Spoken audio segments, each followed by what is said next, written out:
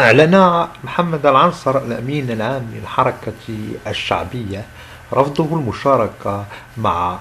أحزاب الكتلة الوطنية في الحكومة المقبلة، وفضل عن ذلك واشترط مشاركة حزب التجمع الوطني للأحرار والاتحاد الدستوري. وأضاف نفس المصدر أن حزب السنبلة لا يرى مصلحة في مشاركة في حكومة بن كيران إذ لم تشارك أحزاب الوفاق الوطني سابقا،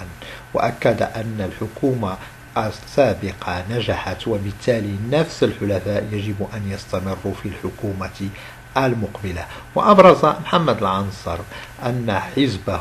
أبرز العنصر ضرورة تشكيل حكومة وطنية من أحزاب الكتلة والوفاق نظرا لحساسية المرحلة، وبخصوص الحرب التي شنتها كتائب العدالة والتنمية على الأحرار ورئيسه الجديد عزيز خنوش وانخرط فيها حزب الاستقلال، فإن المصدر نفسه أكد على ضرورة التزام كل الفرقاء السياسيين بالحكمة والرزانة بما تقتضيه مصلحة الوطن وظروفه السياسية.